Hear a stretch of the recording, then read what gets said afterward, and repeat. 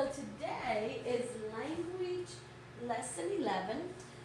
So we're going to talk about a run-on sentence. So we all know that a sentence is a complete thought. A complete thought. One complete thought that begins with a capital letter and ends with a period.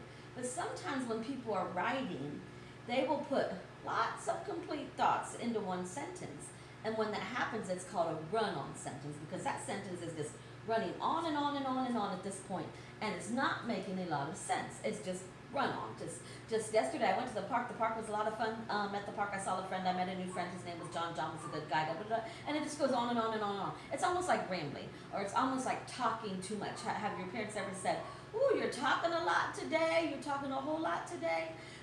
Maybe you were just rambling on. Maybe you were having a lot of run-on sentences in your speaking. But we notice it more in writing than we do in speaking. So I want you to go up here and look at the board.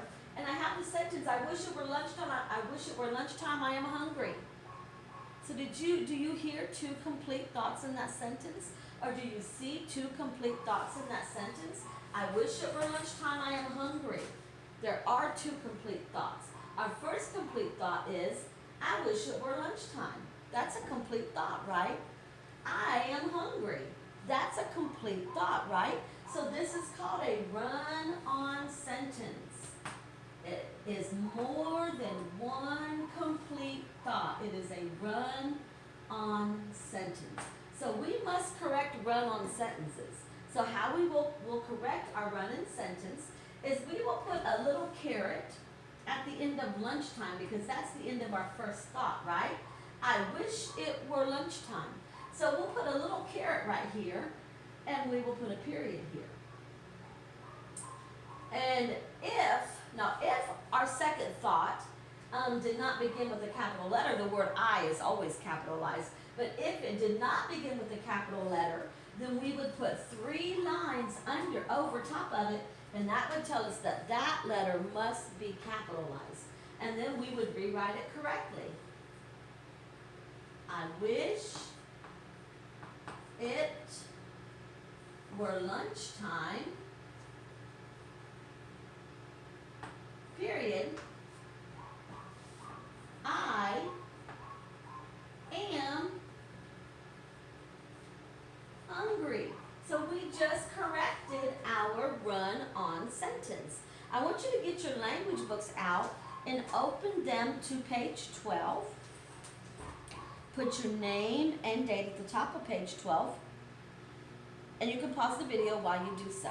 All right, so looking at our proof A, it says correct the run-on sentences by using proofreader's marks to add periods and to show which letters should be capitalized. So our first sentence says, a Luna moth is a nocturnal creature. Its name means moon. So they have that all together. A Luna moth is a nocturnal creature. Its name means moon. That's two complete thoughts. So we're going to correct that run-on sentence by, where is our, is that one done for you guys? I can't tell in my book. Maybe it's not. So we are going to put a comma or a period after our first complete thought. What is our first complete thought? A Luna moth is a nocturnal creature. So we are going to put a little caret. Make your little caret, just like I did on the board, just like what's right beside your sentence. Make a little caret and put a period right after the word creature, because that is our first complete thought. And then notice what's the first word in our second complete thought now? Its name means moon. Now, I'm sorry, guys. Over here, I put my capital letters above the letter, or my 3 lines above the letter, but they have it under the letter. So under the letter its, or I for its, go ahead and put 3 lines, and that means that the I would need to be capitalized, okay? And then you've just corrected your run-on sentence. Number 2, Luna moths are green, they almost seem to glow. Luna moths are green, they almost seem to glow. There are 2 complete thoughts in this sentence. What is our first complete thought? Luna moths are green. Very good. Put a caret after the word green. Put your period right at the top of the caret. And then look, our first word in our second complete thought has to be capitalized. The T in they. Put 3 lines under the T in they, and that means capitalize this word. And you're going to go ahead and complete number 3 on your own. Look at right. It says correct each run-on sentence by rewriting it correctly as 2 sentences. A Luna moth caterpillar eats tree leaves. It is always hungry. So run-on sentence there.